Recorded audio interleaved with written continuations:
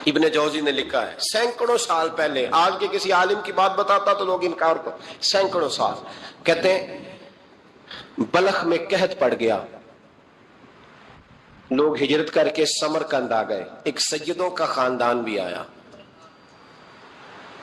ایک ایسی خاتون بھی آئی جس کے ساتھ 3 بیٹیاں تھی، بیٹا بھی کوئی نہیں، خامند فوت ہو گیا، مسجد کے ساتھ مہمان خانے بنے ہوتے تھے، وہاں اس نے بچوں کو ٹھہرایا اور نکلی سمرقند میں کہ کوئی آدمی مل جائے۔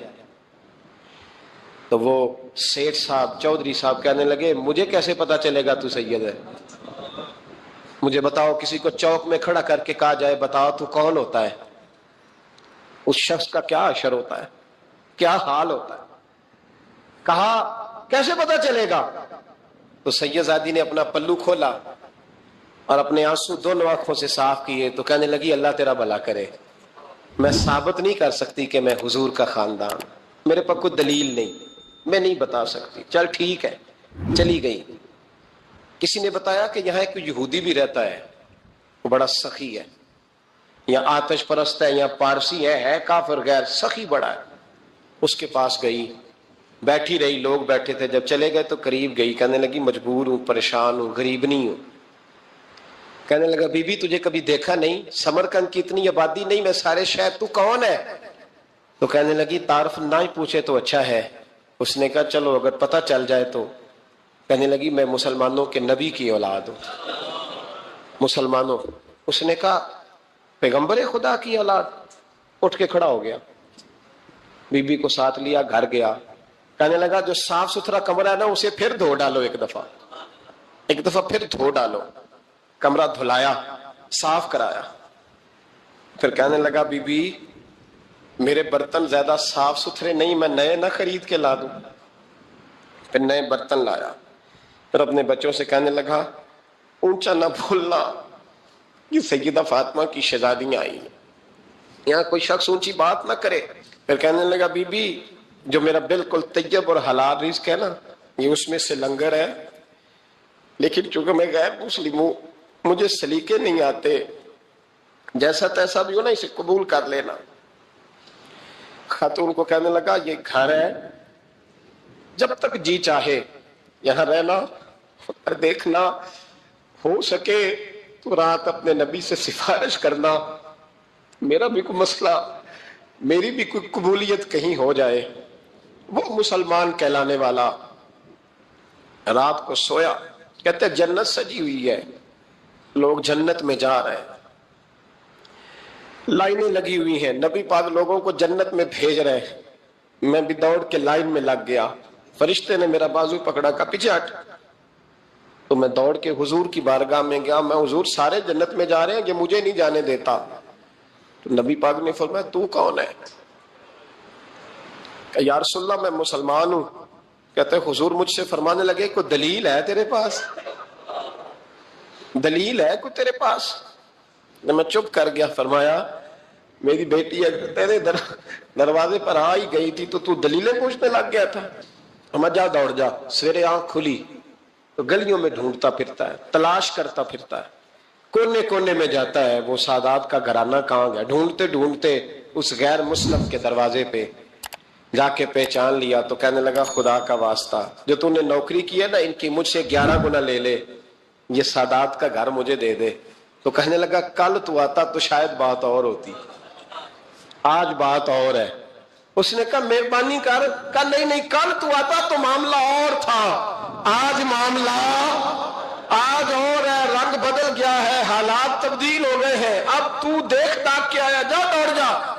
کہنے لگا نہیں مہربانی کر دے دے، تو غیر مسلم میں تیرا کیا تعلق؟ کہنے لگا چپ کر، غیر مسلم میں کل تک تھا، کل سے سیدوں سے پیار کیا ہے تو میرے حالات سنور گئے ہیں، وہ جو نظارے تو نے رات خواب میں دیکھے ہیں میں نے جاگتی آنکھوں سے دیکھے ہیں، میں نے جاگتی آنکھوں سے، اور تو نے کسی مفتی پیر عالم کے ہاتھ پہ کلمہ پڑھا ہے، میں نے رات محمد عربی کے ہاتھ پہ کلمہ پڑھا۔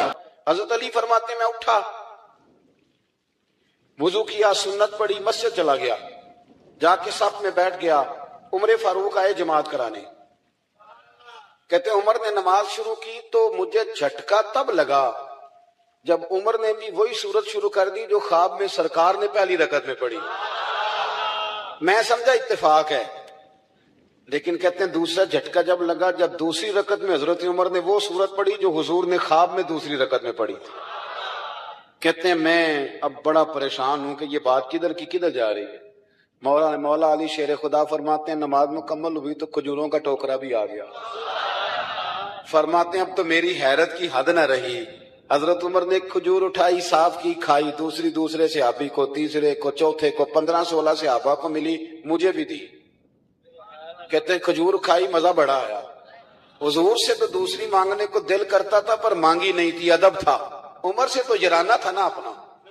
ان کا رشک دیکھیں، آپس میں رشک دیکھیں، حسد نہیں رشک۔ فرماتے ہیں جرانا تھا نا، تو میں نے عمر سے کہا یار ذرا ایک کھجور اور دینا نا ذرا ایک کھجور۔ تو کہتے ہیں جناب عمر فاروق نے کھجور اٹھائی، صاف بھی کی، میں سمجھا ملنے لگی ہے، اٹھائی بھی، صاف بھی کی، اور دوسرے صحابی کی طرف ہاتھ بڑھایا، میری طرف دیکھ کے ہلکا سا مسکرائے، فرمانے لگے علی ایسے نہ کر، اگر رات کو نبی پاک سے دوسری لیتا تو میں بھی سویرے تجھے دوسری دے دے۔ حضور سے دوسری لی نہیں، نبی پاک سے دوسری مانگی نہیں تو میں کیسے دے دوں؟ خواب میری وچ آیا سی ماہی تو میں او دے گل وچ پا لئیاں باواں، ڈر دی ماری اکھ بھی نہ کھولا، ڈر دی ماری، میں ڈر دی ماری اکھ، کیونکہ آئی یہ رات وصال دیوالی، ربا اے رات مکن نہ دیویں، اے رات مکن نہ دیویں، ڈر دی ماری میں اکھ بھی نہ کھولاں، کتے پھر بچھڑ نہ جاواں۔ میرے رسول پاک کے غلام رشک کرتے تھے، رشک۔ حضرت علی کہتے ہیں میں رویا تو عمر بھی رو پڑے، کہنے لگے علی جو رات تجھے نواز کے گئے وہ میرے اوپر بھی کرم فرما کے گئے۔ رشک کریں خدا را، چھوڑ دیں حسد کرنا۔ حضرت عمر جب نعرہ لگاتے نا تو کیسر و کسرا کانپتے، سفیر آتے روم کے ملنے کے لیے تو کہتے جاؤ عمر نفل پڑھ رہے ہیں، ٹائم کوئی نہیں۔ ایک دن اندر میٹنگ ہو رہی تھی، حضرت عمر میٹنگ میں بیٹھے تھے، آپ کے بیٹے ملنے آئے عبداللہ ابن عمر، ابا جی اندر آ جاؤ، فرمایا دروازے پہ کھڑا ہو میں ضروری بات کر رہا ہوں، اندر نہ آنا۔ جناب عبداللہ ابن عمر کہتے ہیں میں دروازے پہ کھڑا ہو گیا، تھوڑی دیر گزری تو امام حسین بھی آ گئے۔ ایک حدیث میں ایک روایت میں امام حسن کا لفظ بھی ہے، امام حسین آئے، آ کے عبداللہ ابن عمر سے کہنے لگے عمر فاروق اندر ہے؟ تو کہا وہ اندر تو ہے۔ تو کہا آپ کیوں دروازے پہ کھڑے ہیں؟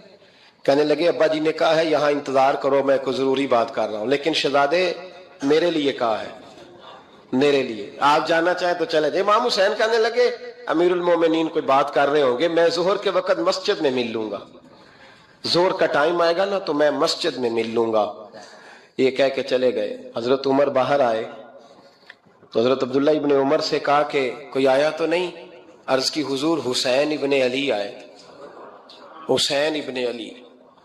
تو کہا اندر کیوں نہیں بھیجا؟ کہا میں نے کہا تھا بے شک چلے جائیں، لیکن وہ کہہ رہے تھے کہ میں ظہر کے وقت مسجد میں مل لوں گا۔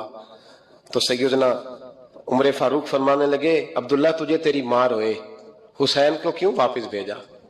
پھر عمر دنیا داروں کے سامنے ڈٹنا، کھڑا ہونا عمر پہ ختم ہے، لیکن جو اندر کی بات ہے نا، روح کی، جو عقیدت کی بات ہے، جو وفا کا رشتہ ہے، اس کو کون سمجھے؟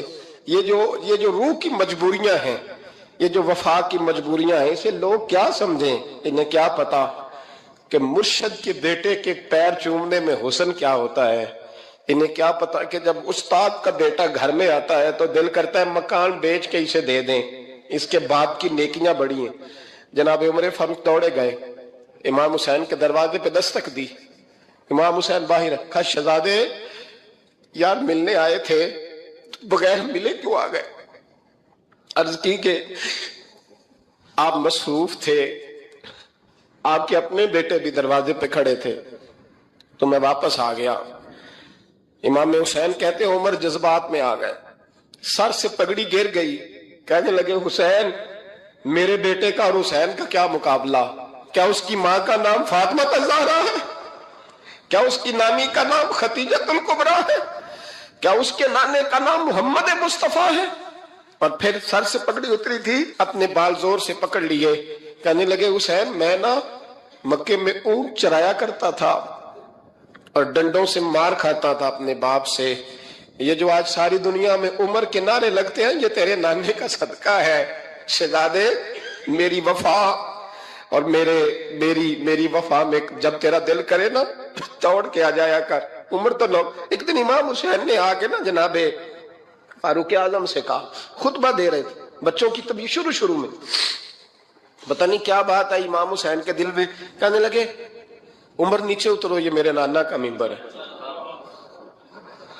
تو حضرت سیدنا عمر، سنو کبھی میرا بھی بچہ آ جائے تو میں کہتا ہوں اس کو پکڑو یار، بچوں کو تو نہیں نا جمعوں میں مطلب ذکر کیا جاتا، اترنا میرے نانے کا منبر ہے۔ جناب عمر اتر کے نیچے کھڑے ہو گئے، تو کہا جا کے اپنے نانے کے منبر پہ بیٹھ۔ تو حضرت عمر رو پڑے، کہنے لگے شہزادے میرے نانے کا منبر ہی کوئی نہیں ہے ہی نہیں، یہ منبر یہ مصلی یہ تیرے نانے کی شان ہے، میرے نانے کا کوئی منبر نہیں، تیرے ہی نانے کا منبر ہے۔ تھوڑی دیر کھڑے رہے تو امام حسین کہنے لگے اچھا کوئی نہیں آپ کے نانے کا منبر کا نہیں، کہا چلو پھر میرے نانے کے منبر پہ بیٹھ جاؤ چلو خیر ہے، کوئی نہیں آپ کے نانے کا، کہا نہیں، تو کہا کوئی نہیں پھر میرے نانے کے۔ جب حضرت عمر بیٹھے تو بڑا شاندار جملہ کہا، فرمانے لگے میں منبر پر مرضی سے نہیں بیٹھا تھا، مجھے ابو بکر نے بٹھایا تھا، مگر حسین کے کہنے پہ میں اترا ہوں، اب مجھے حسین نے بٹھایا ہے، اب کسی کی جرأت ہے تو عمر کو اتار کے دکھائے، اب میں حسین کا تیری نسل پاک میں۔ سنو میرے دوستو، حضرت مولا علی شیر خدا رضی اللہ تعالیٰ عنہ کیا فرماتے ہیں؟ حضرت مولا علی شیر خدا کرم اللہ تعالیٰ وجہ الکریم نے چند نصیحتیں اور فرمائیں، مصنف ابن ابی شیبہ میں موجود ہیں، کبھی آپ توجہ کریں تو ایک شخص نے حضرت علی سے کچھ نصیحتوں کا مطالبہ کیا تو آپ نے نصیحتیں فرمائیں۔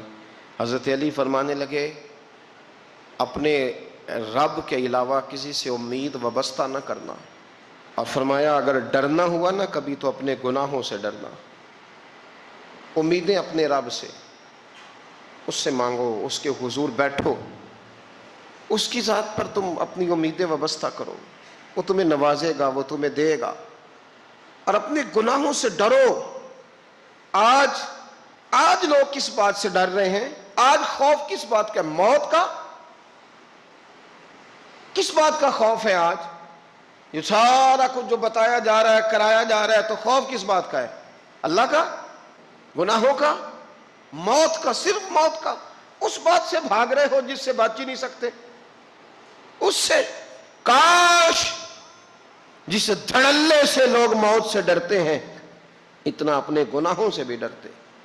حضرت علی فرمایا کرتے تھے تجھے جو چیز تباہ کرے گی وہ تیرے گناہ ہیں، ڈر اپنے گناہوں سے، ڈر اپنی غلطیوں سے۔ اور انسان کا گناہ اسے کمزور کرتا ہے، اس کی نیکی اسے طاقتور کرتی۔ مولا کائنات نے ہمیں درس دیا پیار کرنے والوں کو کہ اپنے گناہوں پر غور کر کے ان سے ڈرو۔ اپنی زندگی پیچھے پلٹ کے دیکھو نا، کتنی شامیں گناہوں میں گزری اور کتنے دن دھوکے میں گزرے، کتنے اندھیرے تھے جن میں جرم ہو گئے، اور کتنے اجالے تھے جن میں فراڈ کر دیے گئے۔ اپنے گناہوں سے ڈرو۔ پھر حضرت مولا علی شیر خدا کرم اللہ تعالی وجہ الکریم ارشاد فرمانے لگے جو کسی کے بارے میں تم جانتے نہیں نا وہ تلاش کرنے سے حیا کرنا، کسی کے عیبوں کو ٹٹولنے سے ذرا شرم کرنا۔ لفظ دیکھنا کیا معنی ہے؟ فرمایا تیرے اپنے اندر اتنے پاپ ہیں، حیا کر۔ برے بندے نو میں لبن ٹریا جگ تے ملیا نہ کوئی، اپنے اندر چاہتی پائی تے میں تھو برا نہ کوئی۔ اور پھر حضرت علی فرمانے لگے جس بات کا تجھے پتہ نہ ہو، اگر تو بڑا عالم ہے تو پھر کہہ دے واللہ عالم، اللہ ہی بہتر جانتا ہے۔ جس کا پتہ نہ ہو وہ بات کبھی بیان نہ کر، غلطی میں نہ الجھنا۔ اور نبی پاک نے فرمایا علی سے پیار کرنے والا مومن ہے، اور فرمایا بغض علی نفاق، اس کے سینے میں علی کا بغض ہو وہ منافق ہے، وہ منافق ہے۔ جس کو نبی پاک منافق ہے، منافق ہے کہ نہیں؟ ذکر علی عبادہ، النظر الی وجہ علی عبادہ، فرمایا علی کا چہرہ دیکھنا بھی عبادت ہے اور ان کا ذکر کرتے رہنا بھی عبادت ہے۔ اسلام صرف اخلاقیات کا مذہب نہیں، اخلاق مسلمان کا اخلاق یہ اس کا پھل ہے، یہ اس کا پتے ہیں، پھول ہیں، لیکن نبی پاک کی غلامی، حضور کی محبت، صحابہ اور اہل بیت کا احترام یہ ایمان کی جڑ ہے۔ جڑ مضبوط نہ ہو تو نہ پھول اگتے ہیں، نہ پھل آتے ہیں، نہ ٹہنیوں پر کوئی پتا آتا ہے۔ جڑ کا مضبوط ہونا بڑا ضروری ہے۔ ان محبتوں کا سینے میں اٹھنا، پہلا پہلو آج کے موضوع کا اس کو ذہن میں رکھیں، محبت کا جوش مارنا، محبت کا جوش مارنا، پیار کا بڑھنا، طبیعت میں ذوق پیدا ہونا، یہ ایمان کی علامت ہے۔ یعنی حضرت عمر کی بات سن کے دل کا ٹھنڈا ہونا ایمان کی علامت ہے، اور امام حسین کی بات سن کے طبیعت کا سکون میں آنا یہ ایمان کی علامت ہے۔ حضرت فاطمہ الزہرا کا ذکر ہو اور وجود کے رونگٹے کھڑے ہو جائیں، طبیعت پہ کیف طاری ہو جائے، سیدہ زینب کا تذکر آئے تو آنکھوں میں آنسو چھلک پڑے، یہ ایمان کی علامت ہے۔ انسان کے وجود پر اثر ہو، لیکن جو آدمی کچی کچی باتیں کرے، کمزور کمزور کمزور کمزور کہانیاں سنائے کہ نہیں جی وہ ٹھیک ہے، اہل بیت ہی اصل تھے، سارا کچھ وہی تھے، صحابہ بس وہ، بھائی جس آدمی کے پیچھے مولا علی نماز پڑھتے ہیں وہ بندہ تجھے قبول کیوں نہیں؟ جس ابو بکر صدیق کے پیچھے وہ نمازیں پڑھتے ہیں تجھے کیوں نہیں قبول؟ جس عمر کے وہ مشیر بنتے ہیں تجھے کیوں نہیں حضرت عمر قبول؟ اور جس عثمان غنی کے بارے میں مولا علی کی یہ رائے ہے کہ امام حسن اور حسین کو تلواریں دے کے حضرت عثمان کے دروازے پر کھڑا کر کے کہا بیٹا یہاں کھڑے رہنا، کوئی دشمن عثمان کے قریب نہ آنے پائے، تو جس عثمان کے حضرت علی محافظ ہیں تجھے وہ عثمان کیوں قبول نہیں؟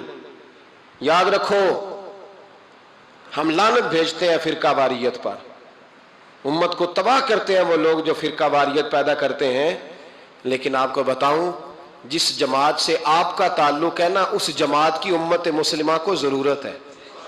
قیامت بھی 10 محرم کو ہی آئے گی، جمعے کا دن ہوگا، تو میں آج دل کو حاضر ناظر رکھ کے، اپنی طبیعت کو حاضر پا کے باشعور آپ کو کہہ رہا ہوں، جاگ کے سننا خدا کا واسطہ، آپ اس جماعت سے تعلق رکھتے ہیں، اگر کافر کے سامنے اسلام کا کوئی چہرہ پیش ہو سکتا ہے تو صرف سنی کا چہرہ پیش ہو سکتا ہے، ختم ہو گئی بات۔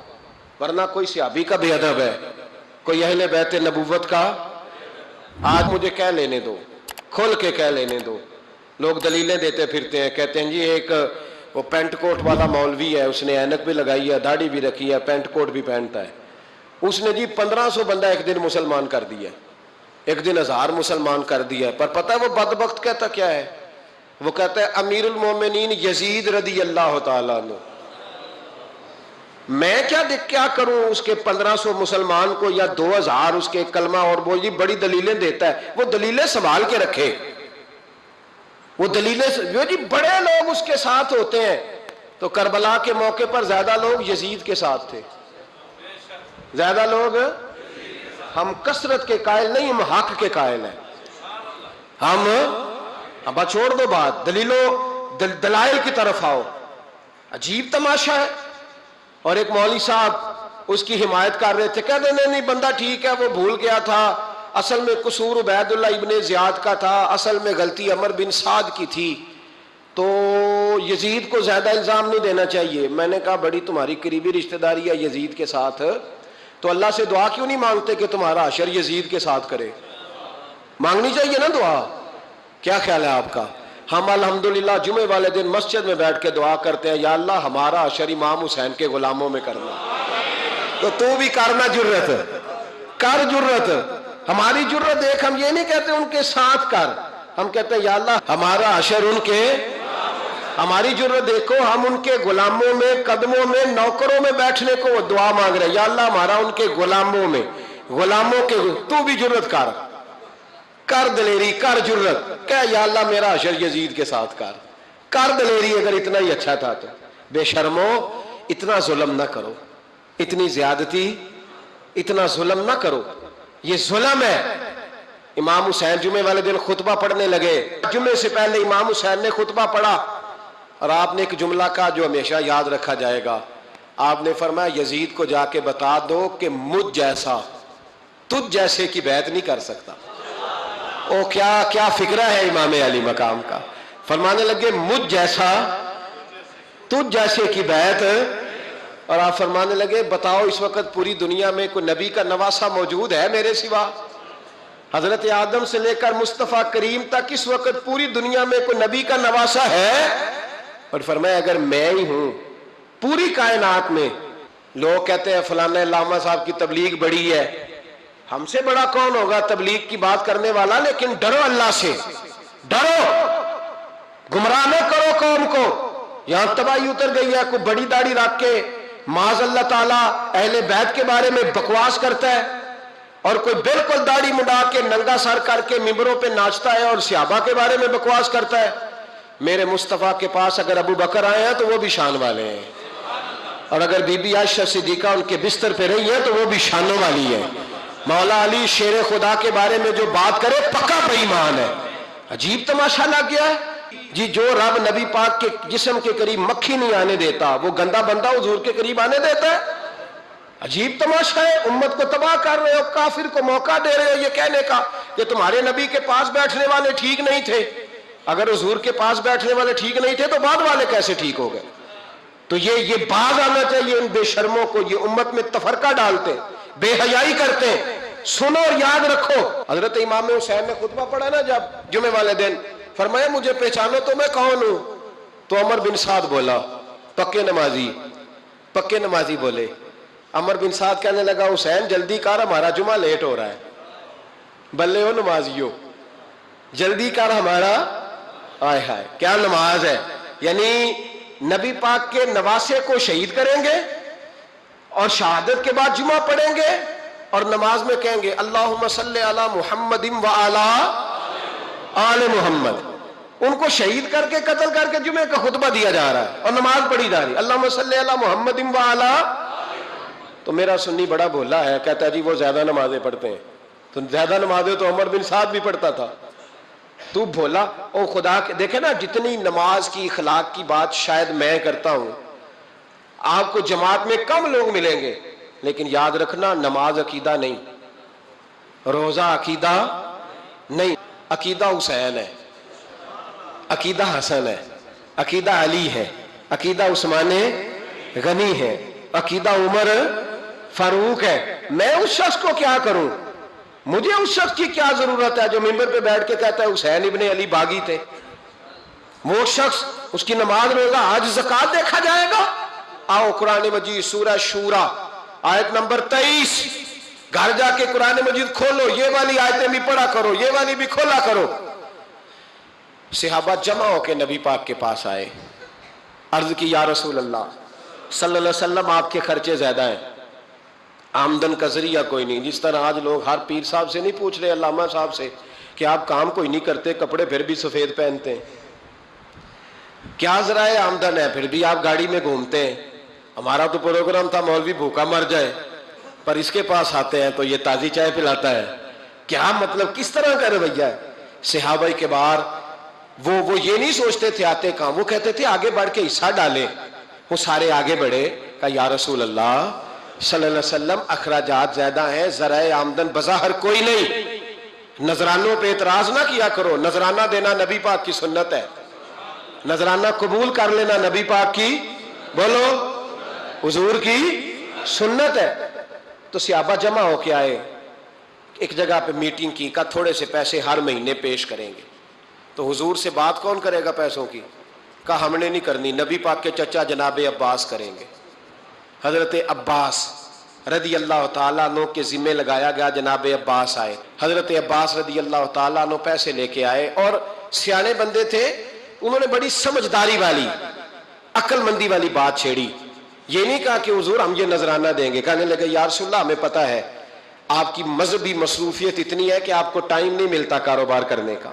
اگر آپ کام کریں گے تو پھر آپ کس طرح کر کے دین کا کام ہو سکے گا. اور یا رسول اللہ آپ نے جو ہمارے لیے کیا ہے اس کا ہم بدلہ نہیں دے سکتے, ایک حرف کا بدلہ نہیں دے سکتے.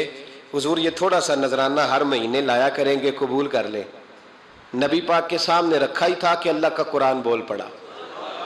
کا کل لا اسألکم علیہ اجرا، محبوب ان سے فرما دو کہ میں نے تمہارے لیے بڑی تکلیف سہی ہے پر میں تم سے کوئی اجر نہیں مانگتا، تم سے کوئی اجر نہیں مانگتا. ہاں اگر تم نے کچھ کرنا ہے الا المودۃ فی القربى، تو میرے قریبیوں سے پیار کرتے رہنا، میری ختیجہ سے پیار کرنا، میری عائشہ کا ادب کرنا، میرے قریبیوں کا احترام کرنا. یا رسول اللہ ازواج تو گھر میں ہے ہی، قریبی کوئی اور بھی خاص ہے جس کا ادب کرنا ہے؟ تو نبی پاک نے فرمایا ہاں علی، فاطمہ، علی اور فاطمہ کی اولاد.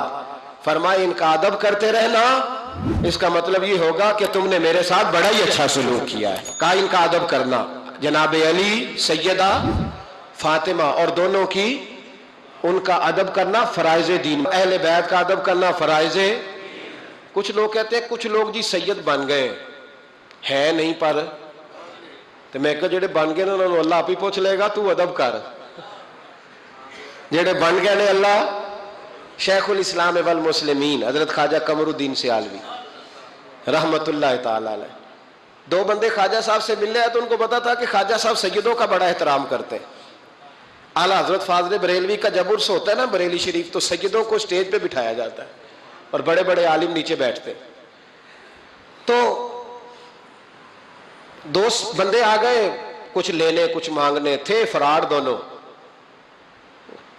ٹانگے سے اترے تو سیال شریف کے رستے میں درمیان میں پروگرام بنایا کہ سنا ہے خواجہ صاحب سیدوں کا بڑا ادب کرتے ہیں، سید نہ بن جائیں. بن بھی جاتے ہیں نا لوگ، سید نہ بن جائیں. ٹھیک ہے جی بن جاؤ. بن گئے سید. خواجہ صاحب کو کسی نے اندر جا کے بتایا دو سید آئے ہیں، تو خواجہ صاحب اس طرح دوڑے کہ نہ جوتا نہ سر پہ ٹوپی، دوڑ کے آئے. شیخ الاسلام خواجہ صاحب نے ہاتھ چومے، نذرانہ دیا، 2-3 تھیلے بھر کے دیے لنگر کے. جب وہ جانے لگے نا تو خواجہ صاحب ان کے ساتھ باہر تک آئے، جہاں انہوں نے سید ہونے کا پروگرام بنایا تھا وہاں تک ساتھ آئے، ان کو روانہ کیا. ان میں سے ایک بندہ خود ہی بول پڑا، کہنے لگا حضور یہاں لوگ دروازے تک چھوڑنے آتے ہیں یا گاڑی تک؟ نہ دروازہ نہ گاڑی، آپ درمیان میں رخصت کرنے آئے، سمجھ نہیں آئی. تو خواجہ صاحب فرمانے لگے تم یہیں سید بنے تھے، یہاں تک ادب کرنا ضروری تھا. یہاں تم سید بنے تھے، یہاں تک ادب کرنا، پیچھے تم سید نہیں ہو تو میں کیسے ادب کروں؟ جہاں تک تم سید ہو وہاں تک ادب کرنا. اور میرے اعلیٰ حضرت نے عقیدہ دیا، کہنے لگے تیری نسل پاک میں ہے بچہ بچہ نور، تیری نسل پاک میں ہے بچہ بچہ نور کا، تو ہے عین نور تیرا سب گھرانہ نور کا. تو میاں صاحب نے اس کی وضاحت بھی کی. میاں صاحب سے کہا حضور ادب کرتا کون ہے؟ سارے تو ادب کرتے نہیں. تو میں دور نہیں نہ جاتا، پرانے محدثین نہیں پوچھتا، یہ کشمیر میں میاں محمد بخش صاحب سے پوچھ لیتے حضور ادب کرتا کون ہے؟ تو میاں صاحب فرمانے لگے اصلا نال جے نیکی کریے. کنہ نال؟ اصلا نال جے نیکی کریے تے وہ نسلہ تاک نہیں پھول دے. ہاں بے اصلا نال نیکی کریے تے پھول کنڈیاں نال تول دے. بے اصلا فرمانے لگے جو اصل ہوگا نا اخلاق کا، کردار کا، خاندان کا اصل، وہ ہمیشہ مصطفیٰ کے صحابہ کا بھی احترام کرے گا اور اہل بیت نبوت کا بھی ان کا ادب کرے. سنیں نبی پاک نے کیا فرمایا. ترمذی میں حدیث ہے، نبی پاک نے خطبہ حجت الوداع دیا. لوگ ہمیں کہتے ہیں نماز روزہ حج زکوٰۃ سے آگے نہ جاؤ. حضور نے خطبہ دیا، فرمایا میں تمہیں 2 چیزیں دے کے جا رہا ہوں، اگر تھام کے رکھو گے تو گمراہی تمہارے پاس نہیں آئے گی. یا رسول اللہ کون کون سی؟ فرمانے لگے ایک میں تمہیں قرآن دے کے جا رہا ہوں، دوسرا اپنا خاندان دے کے جا رہا ہوں. ان کو تھام کے رکھنا، گمراہی کبھی تمہارے پاس ان کو تھام. سنو حضرت اسامہ بن زید رضی اللہ تعالیٰ عنہ، حضرت اسامہ آپ فرماتے ہیں مجھے نبی پاک سے کوئی کام تھا، یہ بھی ترمذی کی حدیث ہے. کہتے ہیں میں حضور سے ملنے گیا تو میں نے نا حضور سے بات چھیڑی، نبی پاک سے میں نے ذکر چھیڑا. جب وہ بات میں نے کرنی شروع کی نا تو حضور نے چادر اوڑی ہوئی تھی، بکل جس کو مارتے ہیں، کہتے ہیں چادر اوڑی ہوئی تھی تو نبی پاک کی نا چادر میں 2 چیزیں حرکت کر رہی. تو جناب اسامہ بن زید رضی اللہ تعالیٰ عنہ فرماتے ہیں بات کرتے کرتے میری توجہ جب ادھر گئی تو میں اصل بات ہی بھول گیا. میں کہنا کچھ چاہ رہا تھا، میری زبان سے کچھ نکل رہا تھا، کیونکہ جب توجہ بٹ جاتی ہے نا، اس لیے توجہ بٹ جائے تو پھر لفظوں کا حسن برقرار نہیں رہتا. تو جناب اسامہ بن زید کہتے ہیں میں کہنا کچھ چاہ رہا تھا، میرے منہ سے نکلتا کچھ اور تھا. تو سرکار سمجھ گئے. تو حضور صلی اللہ علیہ وسلم مسکرا کے کہنے لگے بھول گئے ہو نا بات. تو میں نے کہا حضور بھول گیا ہوں. تو کہتے ہیں میں بھی ان سے کب سے کہہ رہا ہوں کہ باز آ جاؤ، لیکن یہ نہیں آ رہے. کہتے ہیں میں اور پریشان ہوا کہ یہ کن سے حضور کہہ رہے ہیں. تو نبی پاک نے چادر مبارک کو کھولا، ایک بغل سے امام حسن نکلے، دوسرے سے امام حسین نکلے. یہاں بھی ملا پریشان ہے، بڑی ٹینشن میں ہے. کہتا ہے جی ہر نانا ہی اپنے نواسوں سے پیار کرتا ہے. تو میں نے کہا بے وقوف، یہ عام نانا نہیں، یہ وہ والے نانا ہے جن کے بارے میں اللہ کہتا ہے وما ینطق عن الہویٰ ان ہوا الا وحی یوحیٰ. فرمایا میرے محبوب اتنی دیر تک بولتے نہیں جب تک میں حکم نہیں کر دیتا. تو امام حسن اور حسین کا پیار بھی اللہ کا حکم تھا، اس لیے ہو رہا تھا. فرماتے ہیں جب نبی پاک کی بغلوں سے وہ دونوں نکلے نا، تو میں نے حضور کی آنکھوں میں چمک دیکھی، نور دیکھا. اور جیسے بندہ کسی سے پیار کرتا ہے تو چہرہ بھی بتا نہیں رہا ہوتا. آج کل کی زبان میں کہتے ہیں باڈی لینگویج، اس کی باڈی لینگویج بھی بتاتی ہے کہ یہ جو بات کر رہا ہے نا یہ طاری ہے. تو محبوب فرمانے لگے اسامہ یہ دونوں میرے بیٹے ہیں، یہ دونوں میرے بیٹے ہیں کیونکہ میری بیٹی کے بیٹے ہیں. اور فرمایا اسامہ میں ان سے بڑا پیار کرتا ہوں. کاش امت ان لفظوں کو سمجھ جائے. حضور نے فرمایا میں ان سے بڑا پیار کرتا ہوں، میں بڑا پیار کرتا ہوں. اور میں نے رب سے دعا کی ہے یا اللہ جو ان سے پیار کرے تو اس سے پیار کرنا. میں نے یہ دعا کی ہے اے اللہ جو ان سے پیار کرے تو اس سے بھی پیار کرنا. حضرت امام حسنین پہلی بات یہ ہے کہ ان کا پیار ایمان کا حصہ ہے. بات ایک دوست نے ایک دفعہ مجھے بھیجی، اس نے بات بڑی مجھے عجیب لگی. اس نے کہا کہ ایک شخص کا انتقال ہو گیا، تو وہ جب اس کو دفن کرنے لگے جنازہ پڑھ کے تو ایک آدمی نے اس کی چارپائی پکڑ لی. اس نے کہا اس نے میرا 45 لاکھ روپیہ دینا ہے، پہلے پیسے دو گے پھر دفن کرنے دوں گا. پیسے دے دو دفن کر لو. دور سے پکڑی. اب رش ہے، 3 بیٹے بھی تھے تو جائیداد بھی تھی، سارا کچھ تھا. ان 3 بیٹوں سے لوگوں نے کہا کہ تیرے ابے کو وہ دفن نہیں کرنے دے رہا، شور ہے. تو اور وہ بندہ بھی وہ تھا جو بڑا قریبی تھا اس کا، اس کے والد کا پارٹنر تھا، تعلقات تھے. تو اس نے کہا کہ پہلے پیسے دو پھر دفن کرنے دوں گا. اب وہ 3 بیٹے کہنے لگے کدھر سے پیسے دیں، 45 لاکھ ہی کہہ دیا ہے، ہمیں تو ابا نے کوئی نہیں بتایا، حالانکہ جائیدادیں ہیں، مکان ہے، سارا کچھ ہے. تو بھائی ہم کدھر سے دیں؟ چلو 2-4 لاکھ کی ٹھیک ہے، وہ تھوڑا سا کرے نرم رویے کو تو ہم کرتے ہیں، شور تو ہے، لیکن کدھر سے دیں 45 لاکھ؟ جب بات بہت تیز ہو گئی، شور ہو گیا، وہ انسان مجنوں بن کے اس نے چارپائی تھامی ہوئی ہے، کہتا نہیں پہلے پیسے دو گے پھر دفن کرنے دوں گا. 3 بیٹے تھے تو ایک بیٹی بھی تھی. بیٹی کو گھر میں پیغام گیا کہ تیرے ابا کو دفن نہیں ہونے دیتے. اس نے سارا زیور اتار کے بھیج دیا. اس نے کہا اس چچا سے کہو میرے ابا کے اس دوست سے جس نے قرضہ لینا ہے کہ یہ رکھ لے اور میں تھوڑے تھوڑے کر کے پیسے لوٹا دیتی ہوں، پر میرے باپ کو مرنے کے بعد یوں رسوا نہ کرے، اس کو دفن تو ہونے دے، میں ایک ایک پائی دے دوں گی، میرا وعدہ رہا. جب وہ بیٹی نے 8-10 لاکھ کا زیور بھیج دیا تو وہ قرضہ لینے والا شور کرنے لگا. اس نے کہا او مجھے پتہ چل گیا، مجھے معاف کر دو سارے اور اسے دفنا دو. کہا کیا ہوا؟ تو وہ کہنے لگا میں نے اس سے 45 لاکھ لینا نہیں تھا، میں نے دینا تھا. تو میں غور کر رہا تھا کہ اگر تو میں نے اعلان کر دیا نا کہ 45 لاکھ میں نے دینا ہے تو 110 نکل آئیں گے وارث کہ مجھے بھی دو مجھے بھی دو. تو میں نے یہ رویہ اس لیے اختیار کیا ہے کہ میں دیکھوں اس کا اصل وارث ہے کون. تو اصل وارث وہ بیٹی ہے جس نے اپنے کانوں سے بندے بھی اتار کے بھیج دیے اور جس نے اپنے وہ شادی والے دن پہننے والے زیورات پہلی رات کا وہ اس نے زیور بھی سارا اتار کے دے دیا. اس نے کہا کہ باپ کا کفن نہ میلا ہو جائے. تو اصل وارث بھی بچی ہے. اس نے کہا اس نے مجھے وصیت کی تھی ہر ایک کو نہ دے دینا، میرے اصل وارث کو دینا. تو مجھے اصل وارث مل گیا ہے، اب میں کسی اور کو نہیں دوں گا، اس بیٹی کو دوں گا جس نے باپ کے لیے قربانی دی. تو یاد رکھیں جنہ لی تو پاپ کمائے ہو کتھے نہیں تیرے کر دے.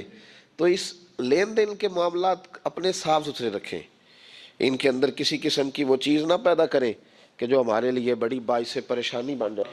تو میں یہ سمجھانا چاہ رہا ہوں آپ حضرات کو، اپنے پیر بھائیوں کو، دوستوں کو، کہ کوشش فرمائیں کہ آپ، اور یہ یاد رکھیں، وہ میری اماں کبھی کبھی میرے ننھال سے نا کوئی چیز آتی تھی نا بطور تحفہ کے کسی چیز، تو میری اماں کہتی تھی میرے ماموں سے یا میرے نانا سے کہ بس ٹھیک ہے یہ آپ تھوڑا سا دے جائیں باقی لے جائیں، تو کہتے نہیں رکھ لیں۔ تو اماں کہا کرتی تھی کہ اپنے گھر سے بندہ کھائے تو پھر ہی پوری پڑتی ہے، کوئی دے گا تو کیا اس میں کتنی دیر ایک دن بندہ کھا لے گا۔ وہ کہا کرتی تھی کہ اگر پورا کرنا ہے نا خرچہ تو بندہ اپنی کمائی سے ہی پورا کرے تو پورا ہوتا ہے۔ اگر کسی کے 10,000 سے آپ سمجھتے ہیں کوئی فائدہ ہوگا تو کچھ نہیں ہوتا۔ آپ کے دست و بازو جو ہمت کر کے لائیں گے اسی سے گزارا ہوگا۔ کسی کا 50,000 رکھ کے کتنا وقت بیت سکتا ہے؟ 1,00,000 سے کیا مطلب، کیا بندہ کر سکتا ہے؟ تو سہارے نہ ڈھونڈو، خوددار بنو۔ طریقت میں، تصوف میں خودداری، ترمذی شریف کی ایک حدیث ہے مجھے بڑی پسند ہے، میں سمجھتا ہوں یہ حدیث اگر لوگ سمجھ جائے نا تو بات بن جائے۔ نبی پاک صلی اللہ تعالی علیہ وسلم نے لوگوں سے کہا، لوگوں چاہتے ہو کہ تم اللہ کے محبوب بن جاؤ؟ تو صحابہ کے چہرے کھل اٹھے، کہا یا رسول اللہ صلی اللہ علیہ وسلم بالکل چاہتے ہیں۔ فرمایا جو اللہ نے تمہیں دیا ہے اس پہ راضی ہو جاؤ، اللہ کے محبوب بن جاؤ گے، اللہ تم سے پیار کرے گا۔ اور پھر فرمایا چاہتے ہو کہ لوگ بھی تم سے پیار کریں؟ لوگ بھی کریں یا رسول اللہ، دل کرتا ہے۔ تو نبی پاک نے فرمایا کسی بندے کی جیب کی طرف کبھی نہ دیکھنا، جو سامنے والے کی جیب میں ہے اس سے بچ جا، اس کے مال پر نظر ڈالنی چھوڑ دے، لوگ بھی تجھ سے پیار کرنے لگ جائیں گے۔ لوگوں کے مال کی طرف نہ دیکھ۔ آپ رکھ لیں کسی کا 500 روپیہ بھی، وہ کہے گا بندہ ہی نہیں صحیح، میرا 500 کھا گیا۔ یہ مت سمجھے کہ بڑا امیر تھا اس کو فکر ہی کوئی نہیں، نا۔ ان معاملات کے اندر لوگ کہیں نہ کہیں بول ہی جاتے ہیں، کہیں نہ کہیں بات کر ہی جاتے ہیں، کسی نہ کسی جگہ زبان پھسل ہی جاتی ہے۔ تو مہربانی فرمائیں، مہربانی کریں، آپ اس بات پہ ضرور غور کریں۔ اور یہ میری اپیل ہے، آپ میرے پیر بھائی ہیں، عزیز ہیں، کہ کوشش فرمائیں لین دین کے معاملات کو 110% صاف رکھیں۔ کوشش کریں جہاں کوئی چیز دینی ہے، خریداریاں بعد میں ہوتی رہیں گی، جائیدادیں بعد میں بنتی رہیں گی، قرضے نہیں ہونے چاہیے، قرضہ نہیں ہونا چاہیے۔ میں ایک بزرگ سے کبھی کبھی ملتا تھا تو میں کہتا تھا حضرت جی حالات کیسے ہیں؟ تو کہتے ہیں الحمدللہ کسی کا دینا کچھ نہیں، الحمدللہ کسی کا۔ تو اس شخص وہ جب بات کرتا تھا تو مجھے یوں لگتا تھا کہ جیسے وہ شخص نعرہ لگا رہا ہے، الحمدللہ کسی کا دینا کچھ نہیں۔ یہ اللہ تعالیٰ کا شکر ہے۔ اور پھر وہ کبھی کبھی یہ بھی کہا کرتے تھے کسی سے 200-250 لینا ہوگا، میں نے دینی کوئی شے نہیں، کوئی کبھی کبھی ٹٹولو گے تو میرا کسی طرف کوئی نکل ہی آئے گا، لیکن میں نے کسی کا دینا کوئی نہیں۔ میرے ایسا فرمایا کرتے تھے ہماری تو طریقت بھی بڑی دلیر ہے۔ میں نے ایک دفعہ کہا حضور نظریہ طریقت کیا؟ فرمانے لگے ہماری تو طریقت بھی بڑی خوددار ہے، ہم مریدوں کا خرچ نہیں کراتے، ہم تو کئی دفعہ مریدوں پہ خرچ کر ڈالتے، ہماری تو طریقت بھی بڑی توانا ہے، نے تو مزاج ہی بڑا انوکھا پایا ہے۔ تو مہربانی فرمائے لینے دینے کے ماں، ایک حدیث بخاری میں بڑی مزیدار ہے، بخاری میں، سبحان اللہ۔ اور بخاری شریف قرآن مجید کے بعد امت مسلمہ کے پاس سب سے معتبر کتاب کا نام بخاری شریف ہے۔ نبی پاک صلی اللہ علیہ وسلم نے فرمایا ایک بھائی اپنے بھائی سے قرضہ لینے لگا، ایک دوست اپنے دوست سے پیسے لینے لگا۔ اس نے کہا یار پیسے تو میں دے دیتا ہوں پر کوئی گواہ؟ اس نے کہا غریبوں کے گواہ نہیں ہوتے، میرا گواہ اللہ ہے۔ اس نے کہا کسی کی ضمانت دے دو۔ اس نے کہا میری کون ضمانت دے گا، میری ضمانت میرا اللہ ہی دے گا۔ وہ بات ہو گئی 1,000 دینار، اس کو بات بڑی پسند آئی، کہا اللہ کے نام پر تو کہتا ہے، اللہ بھی گواہ ہے ہمارے درمیان اور اللہ ہی ضمانتی ہے، تو لے لے پیسے۔ 1,000 دینار دے دیے۔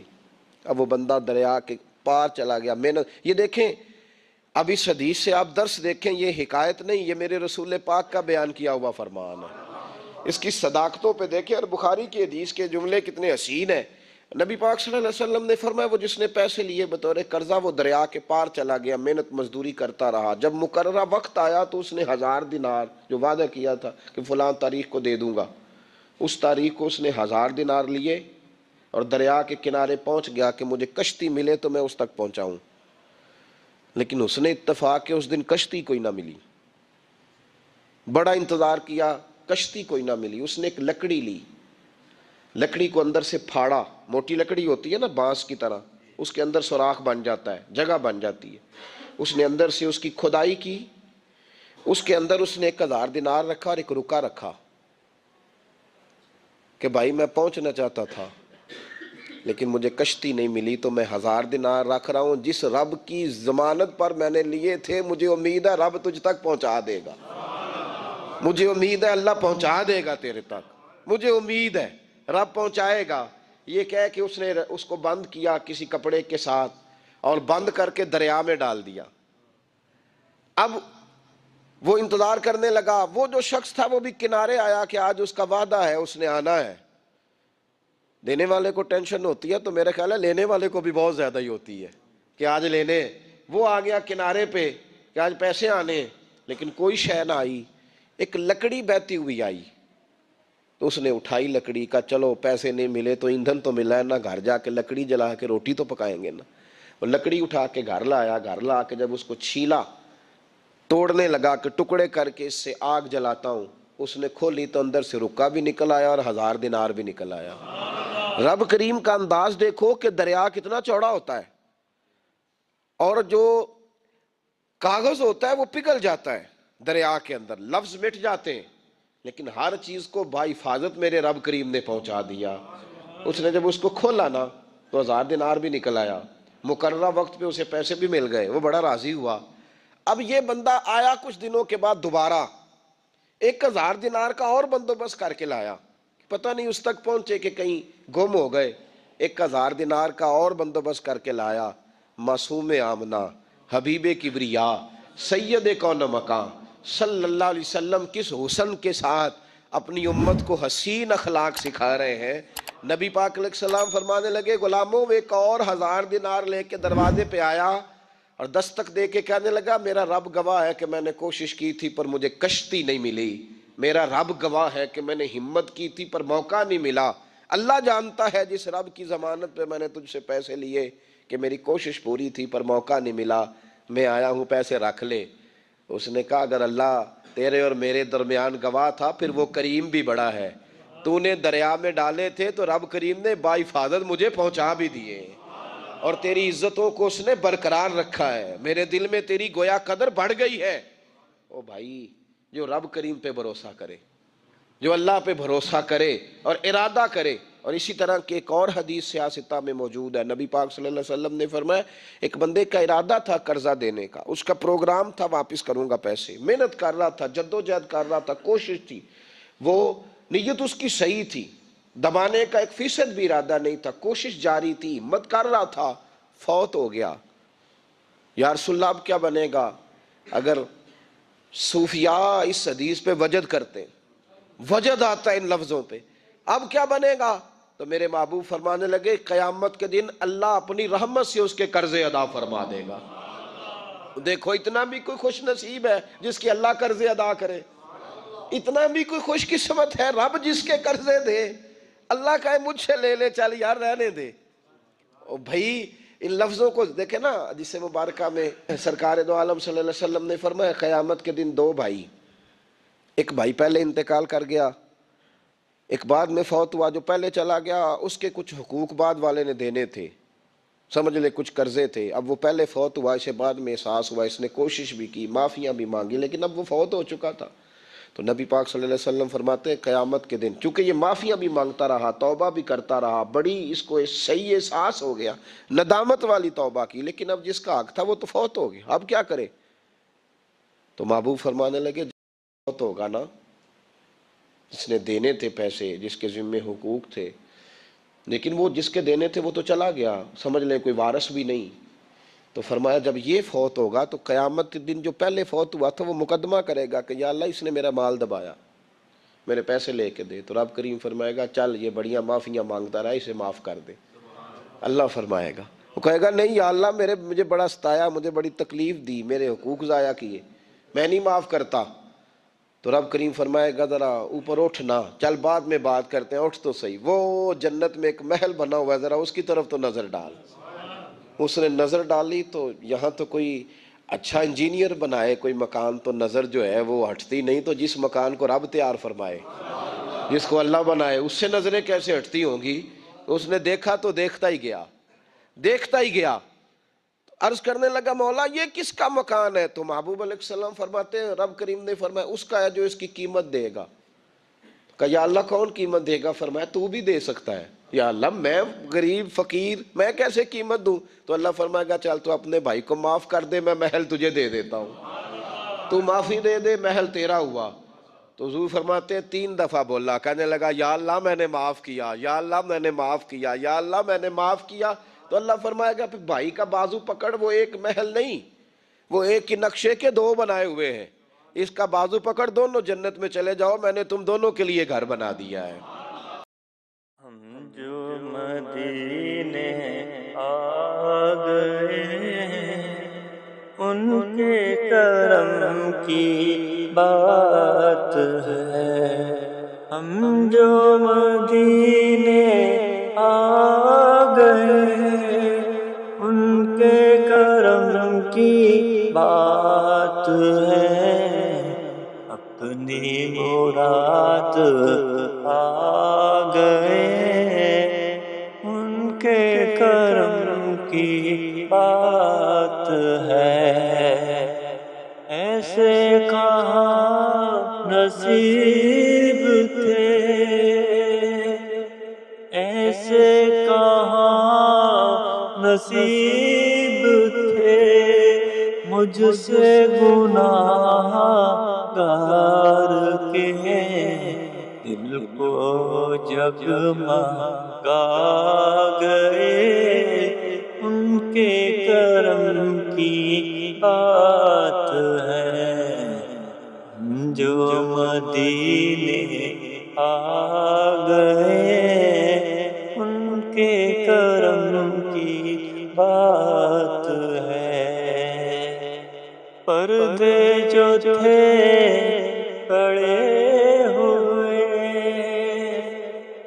پردے جو تھے پڑے ہوئے، میری نگاہ شوق پر، پردے جو تھے پڑے ہوئے، میری نگاہ شوق پر، پردے وہ سب اٹھا گئے ان کے کرم کی بات ہے، پردے وہ سب اٹھا گئے ان کے کرم کی بات ہے، ہم جو مدینے آ گئے ان کے کرم کی بات ہے۔ تو اپنے معاملات صحیح کرنے کی کوشش کریں، اپنے معاملات صحیح کریں۔ ہم اس سلسلہ عالیہ میں داخل ہیں کہ حضور غوث اعظم رضی اللہ تعالیٰ عنہ کے والد کا مشہور واقعہ ہے کہ بھوک لگی تھی تو دریا میں بہتا ہوا سیب کھا لیا تھا، سیب کھا لیا غوث اعظم کے والد نے، تو پھر کہنے لگے او ہو یہ میں نے کیا کیا، جس سمت سے وہ سیب آیا تھا وہاں جانے لگے، وہاں ایک باغ تھا، پیچھے جا کے ٹہنیاں جھکی ہوئی تھیں، تو یہاں سے سیب آیا، باغ کے مالک بھی بزرگ تھے، ان سے جا کے کہا غلطی سے کھا لیا ہے معافی مل جائے، انہوں نے کہا معافی اتنی جلدی نہیں ملتی، کیسے ملے گی؟ فرمایا 12 سال مالی بن کے میرے باغ کی نوکری کر، تو خدمت کرنے لگے، تو حضور غوث اعظم کے نانا جی کہتے ہیں بچہ مجھے بھا گیا، کہنے لگے حضور چلے معاف کر دیں اب، تو کہا معافی نہیں ملے گی، میری ایک بیٹی ہے آنکھوں سے اندھی ہے، آنکھوں سے اندھی، کانوں سے بہری، زبان سے گونگی اور پیروں سے لنگڑی، اس سے نکاح کر پھر معافی ملے گی۔ کھایا کیا؟ ایک سیب۔ تو حضور غوث اعظم رضی اللہ تعالیٰ عنہ کے والد کہنے لگے مجھے گوارا ہے آپ کر دیں نکاح، پر وعدہ کریں مجھے معاف کر دیں گے نا؟ تو کہتے ہیں نکاح ہو گیا۔ جب پہلے دن میں حجلہ عروسی میں داخل ہوا تو میں نے پلنگ پر کوئی معذور نہیں، جنت کی حور کی مثل عورت بیٹھی دیکھی، اور جس کا حسن بتاتا تھا کہ چہرے سے زیادہ باطن میں اللہ نے روشنی عطا فرمائی ہوئی ہے۔ فرماتے ہیں میں نے اس کے قریب جا کر تو کون ہے؟ مجھے تو کچھ اور بتایا گیا تھا۔ فرمایا تجھے بتایا گیا تھا کہ آنکھوں سے اندھی ہے، اس لیے کہ کبھی غیر محرم کا چہرہ دیکھا ہی نہیں، کانوں سے اس لیے بہری ہے کہ کبھی غلط بات سنی نہیں، کسی غلط کے پاس بیٹھی نہیں، اور زبان سے اس لیے کہ گنگی ہے کہ غلط جملہ کبھی نہیں نکلا، یا اللہ کا قرآن نکلا ہے یا محمد عربی کا درود و سلام نکلا ہے، غلط جملہ نہیں نکلا۔ اور ٹانگوں سے اس لیے لنگڑی ہے، کسے اپنے باپ کے گھر کا رستہ تو آتا ہے، سوائے اس کے گلی کا اور کوئی موڑ نہیں جانتی، اس نے پاکیزگی سے وقت گزارا۔ حضور غوث اعظم کے والد کہتے ہیں میں اپنے لین دین کے معاملات سیدھے کرنے گیا تو سادات کے گھر کی حور مجھے ملی، اور جب میں اس حور سے ملا تو پھر رب نے مجھے عبد القادر جیلانی جیسا بیٹا عطا فرمایا، غوث پاک جیسا بیٹا دیا۔ تو گئے تو معاملات سیدھے کرنے تھے، تو اللہ نے ولایت کے امام کا باپ بنا دیا۔ تو مہربانی فرمائے اپنے معاملات میں توانائی پیدا کریں۔ کچھ لوگ ایسے ہوتے ہیں جن کا مال مثل مملکت کے ہوتا ہے۔ اعلیٰ حضرت رحمۃ اللہ علیہ نے پیر کے حقوق میں یہ لکھا ہے کہ اس کے مرید کا مال اسی طرح ہے جس طرح اس کا اپنا ہے، لیکن ساتھ اشارہ بھی دے دیا ہے کہ چاہیے یہی کہ وہ بھی احتیاط ہی کرے، وہ بھی احتیاط ہی کرے، پرہیز ہی کرے، کوشش کرے۔ اور آپ فرماتے ہیں چونکہ باپ کی حیثیت رکھتا ہے تو ضروری تو نہیں نا باپ بیٹے کی کمائی کھائے، کبھی کبھی بیٹے بھی باپ کی کھا ہی لیتے ہیں، اس طرف بھی توجہ کر لے، کوئی حرج نہیں۔ اپنے معاملات کو صحیح رکھیں، لینے دینے کے معاملات کے اندر کبھی کمی نہ لائیں۔ یہ چیز اگر پیدا ہو جاتی ہے نا تو آپ یقین کریں کہ وقار ہی تو انسان کے پاس ہوتا ہے، وہ ضائع ہو جاتا ہے تو نقصان ہوتا ہے۔ تھوڑے میں وقت گزاریں، بڑی مزیدار زندگی ہوتی ہے انسان کی، یہ زندگی میں انسان کے پاس وقار اپنا ہوتا ہے، وہ زندگی بڑی حسین ہوتی ہے، بڑی مزیدار ہوتی ہے۔ ہماری مسجد میں ایک شخص آئے، کچھ دن انہوں نے وقت گزارا تو مجھے بعد میں کہنے تہاڈی مسجد تے سکون بڑا ہے، کھپ کوئی نہیں، لڑائی کوئی نہیں، کوئی کسی قسم کا میں نے وہ نہیں دیکھا۔ آپ یقین کریں یہاں 4 اساتذہ کام کرتے ہیں اور کئی سالوں سے کرتے ہیں، ہم نے کبھی استادوں کی لڑائی بھی نہیں ہونے دی، ورنہ مدرسوں میں جھگڑے چلتے ہیں۔ تو مجھے کہنے لگے جی یہاں لڑائی کوئی نہیں۔ میں کہ اس واسطے کسی کو مالدار بندہ چیئرمین ہی نہیں بنایا کہ جو کہے کہ یہ کیسے ہو گیا، یہ کھانسے کیوں ہیں، یہ اٹھے کیوں ہیں، یہ بیٹھے کیوں ہیں۔ یہاں اللہ نے حسن اس لیے دیا ہے کہ الحمدللہ یہ ایک کونا تو ضرور ہے لیکن اللہ نے بڑا سکون عطا فرمایا ہوا ہے۔ تو یہ اس وقت ہوتا ہے جب آپ کسی سے کچھ لیتے ہیں تو پھر آپ کو اس کے نخرے بھی برداشت کرنے پڑتے ہیں، پھر آپ کو دیکھنا بھی پڑتا ہے، اس کے آنے پہ کھڑے بھی ہونا پڑتا ہے۔ تو اس لیے لین دین کے معاملات کو 110% صحیح رکھیں۔ یہ میری وصیت نہیں آپ حضرات کو، اس کو میرا حکم سمجھیں، حکم سمجھیں اس کو۔ اور آپ قطعی طور پہ میری پیر بھائیوں سے گزارش ہے کہ لین دین کے معاملات کو چھوڑ دیں سارا کچھ، اللہ بڑا کریم ہے۔ ایک کمرے میں بھی انسان کی زندگی بیت سکتی ہے، لیکن لین دین کے معاملات میں 110% اپنے آپ کو صاف رکھیں، اور اپنی وصیت کو ہمیشہ اس میں سستی نہیں کریں، لکھ کے رکھیں کہ کسی کا کیا دینا ہے، موٹے حرفوں کے ساتھ، اور 3 جگہ اس کو لکھ کے رکھیں کہ میں فلاں آدمی کا میرے پاس یہ ہے، اس کو ضرور سنبھال کے رکھیں تاکہ کسی جگہ بھی اگر اللہ تبارک و تعالیٰ فضل کرے کوئی ایسا موقع آتا ہے تو ہم صاف ستھرے ہوں، ہمارے وارثوں کو پتہ ہو کہ ہم نے کسی کا کیا دینا ہے۔ اللہ سمجھنے کی توفیق عطا فرمائے۔